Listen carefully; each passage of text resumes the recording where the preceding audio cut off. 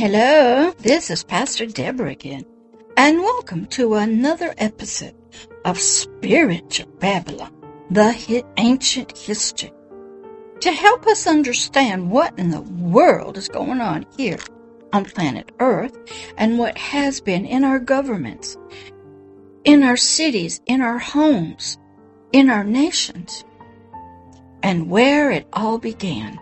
We've been working through a study that I did so I could understand the kingdom of darkness ruled by Satan, who used to be Lucifer, the son of light, the son of the first age, the son of the morning, who was never a son of God, and who, through the lust of his eyes, the lust of his flesh, and the pride of his life, and greed and jealousy of God and God's glory, his heart became lifted up in great pride, and God brought forth a fire out of him of never being satisfied, always greedy and lusting for things that were not his.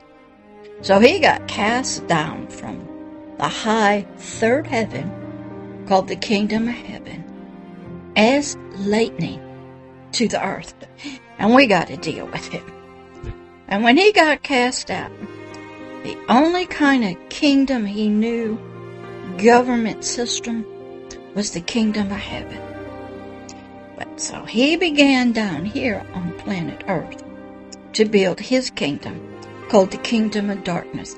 And he began with humanity, who got kicked out of the Garden of Eden due to disobeying a command of do not eat from the tree of good and evil.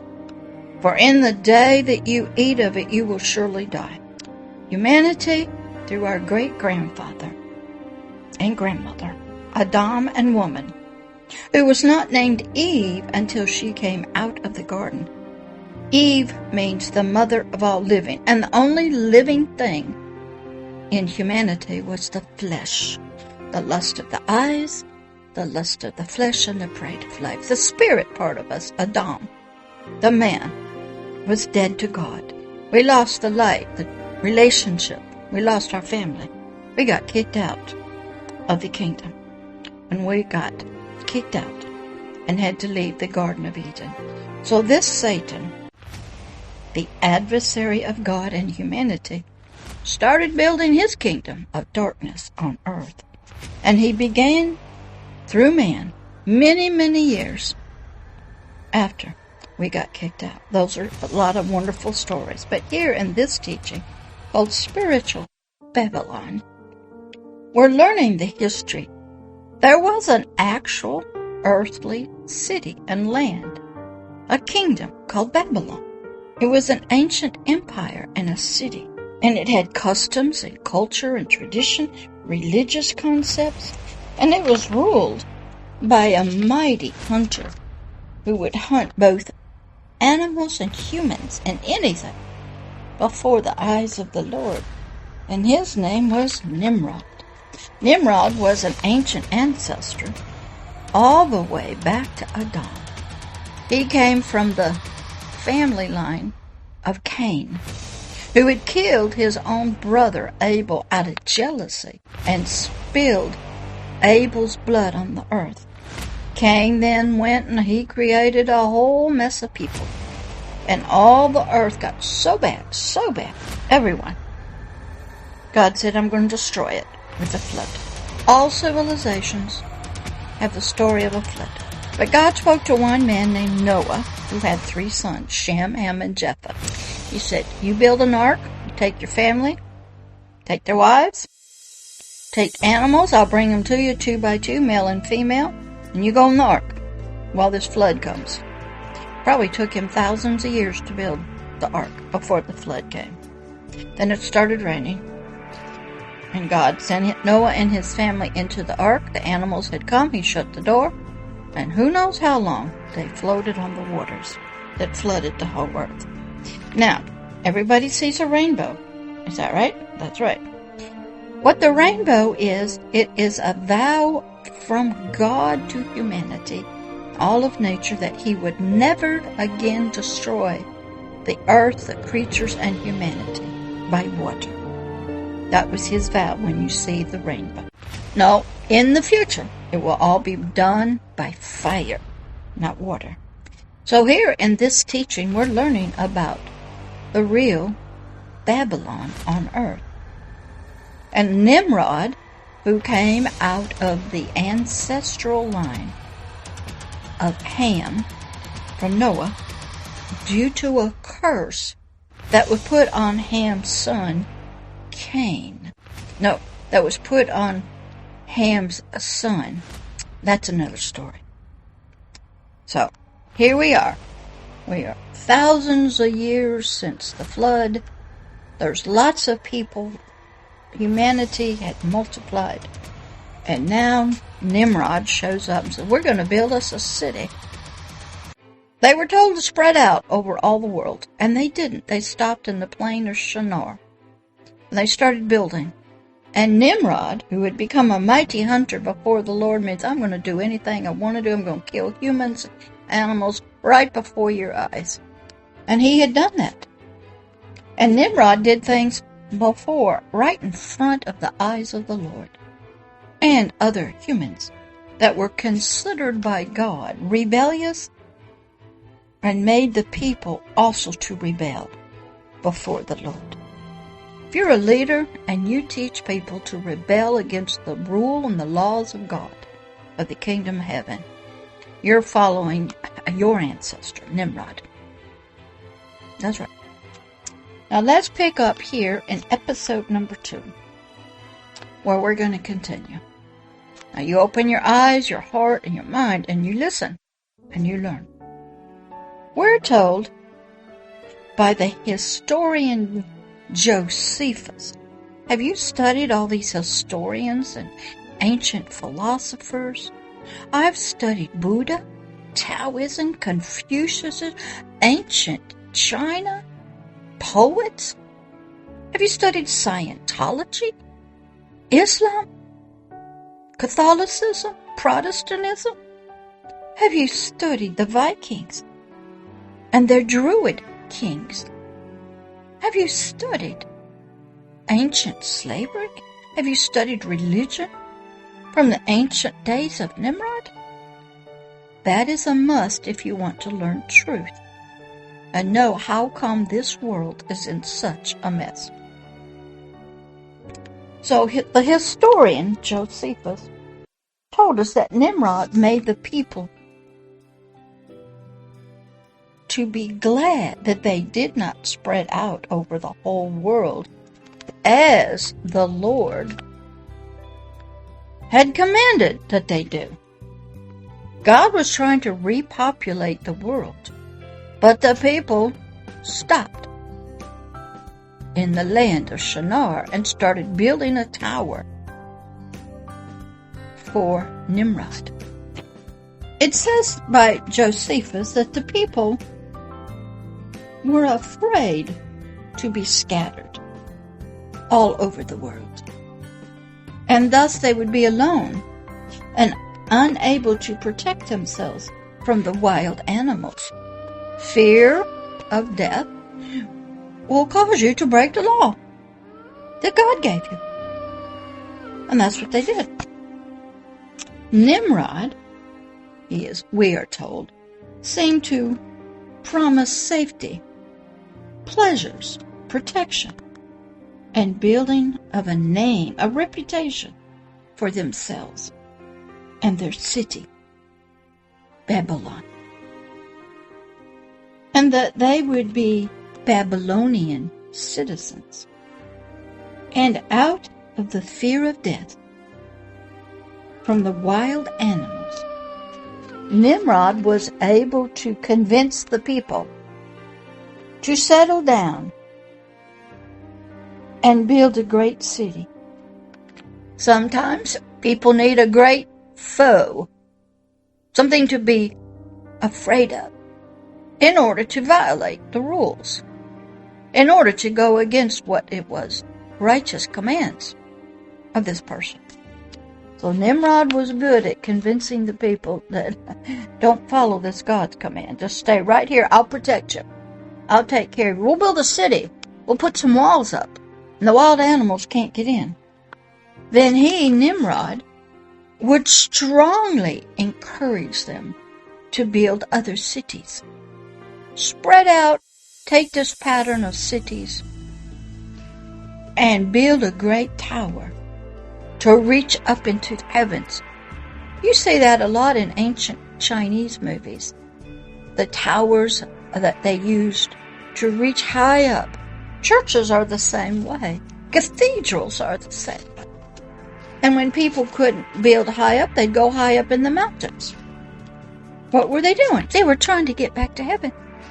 They were trying to get closer to this God where they knew somehow they were supposed to be. And that up was where this God was. And they wanted to be as close to him as they could be on the earth. So a kingdom always needed land, resources. A king who claimed ownership of the land and the resources and would be a 100% ruler, have full authority, dominion, power over all. The land, the resources, the people, the cattle, everything, the culture, the traditions, marriages, everything. Children, schools, military, even death itself. The great king of every city could control. And all would belong to the king. This was Satan's heart. I will own everybody, own everything. You will serve me and please me only. Number 4. The king, then by building cities, ruling land, and having complete ownership and dominion over everything, the king's world, the king's word became law. He was the judge and the lawgiver. He gave life and death. He could do with you whatever he wanted. He was the law. Number 5. The king then would need workers. Food grown for him. Weapons made. Bricks made. Clothes made. Food cooked. Wild animals killed. And he would need lots of brides, women. He had to fulfill the lust of his flesh with sex and pleasure. He needed musicians. He needed everything to be glorious. Now remember, this was Satan working through the flesh of humanity, trying to have all that his former king, creator, and God had in heaven. Satan was on the move to build his kingdom through humanity in the natural world. So he had to use the flesh, the mind, the physical body, and even the dead spirit. All belonged to Satan, and he was using them all to build his kingdom. Number 6. So some people became slaves, workers, laborers, and the king had to care for them or he just killed them. The king had all rights to your life. You either lived or died by his word. He ruled. He sat on a throne. You can see that in ancient Chinese historical dramas. You can see that in English kings. Kings all over the world. They lived in special houses. Even presidents, prime ministers lived that way. Number 7. The king also could have as many women or children or boys or girls or sex. And he could have them for as long as he wanted. They belonged to him. They were his property. That's the heart of Satan, the spiritual king of Babylon, working through humanity. You see that a lot. People are just slaves to be sold, to be used up, thrown away, used for pleasure, used for work. Nobody was free except the king. Number 8. Then the king needed advisors, counselors, ministers to help with the cities. He needed generals and warriors to fight, judges to carry out his laws of justice, managers to manage the building and the cities and the finances. Number 9. And this king of every city, he was as Nimrod. All of humanity was an unholy spirit, no light from God, considered dead to God in the kingdom of heaven. They were unclean, unrighteous, sentenced to death spiritually. That means separation. They were unholy, both in their soul, which was considered the helpmate of the spirit, and in their spirit. Then, inside of the spirit, and even the mind of humanity, there could be a realm of demonic spirits, of the fallen ones, who were spiritually connected to Satan, who sat in the second heaven.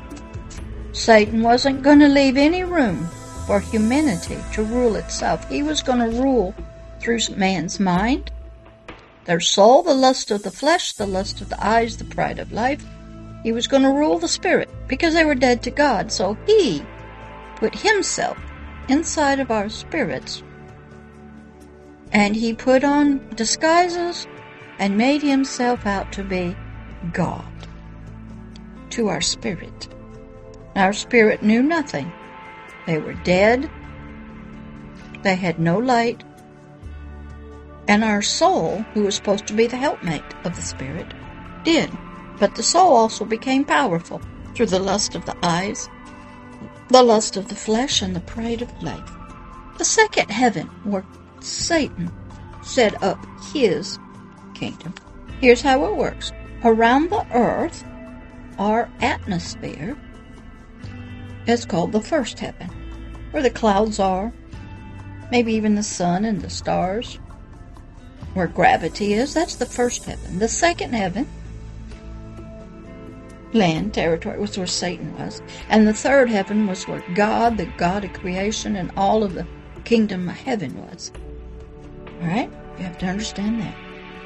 So Satan, sitting on his throne in the second heaven, above the earth, over all flesh, probably all of the solar system, stars and suns and planets, that's all flesh because we could see it. He was building his kingdom of darkness. Darkness means ignorance, confusion, no light of God, no truth, no righteousness, no freedom. And he was constructing on earth, in the realm of the natural, the seen world, of what his defiled and perverted heart's memory had of the kingdom of heaven. Cities and towers and structures and mansions and temples, throne rooms, castles, streets of gold, storehouses, gold and glitter, all the governmental systems, the gardens, the many lands, and of course the courtroom of the judge. He had memories of the books, prayer and praise, altars, lights and rays.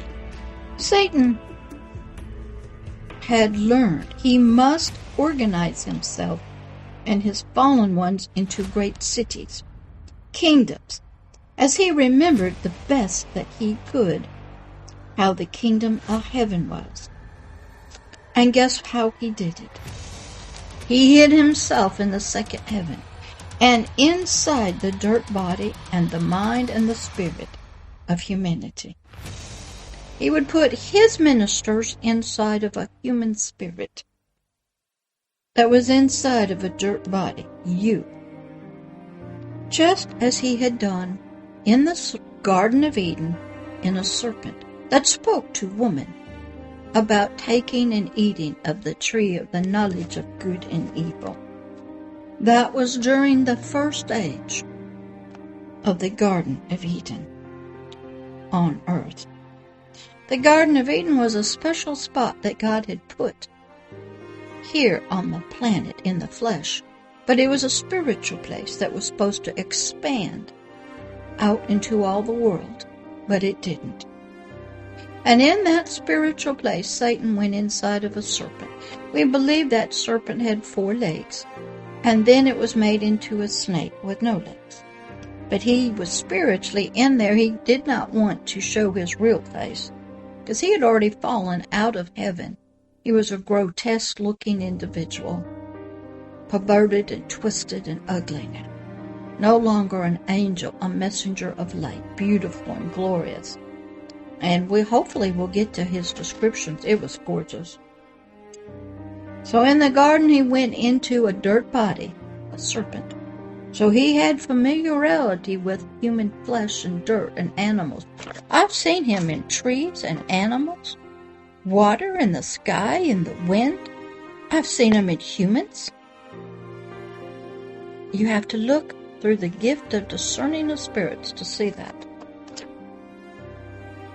He became a hidden one.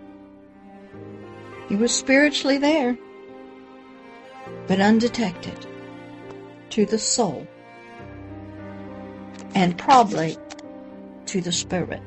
If he did show himself to the spirit, he dressed up as a glorious king, righteousness, or a wonderful-looking person to convince you to even let him in. Some people willingly let them in, and then they find out they're not as nice as they're supposed to be. And I will stop here, because this is a lot to take in, and we'll pick up with what in the world does he do on the inside of us. All right, this is Pastor Deborah. Go back, go slow, take notes, study, and you'll learn and grow. All right, bye-bye.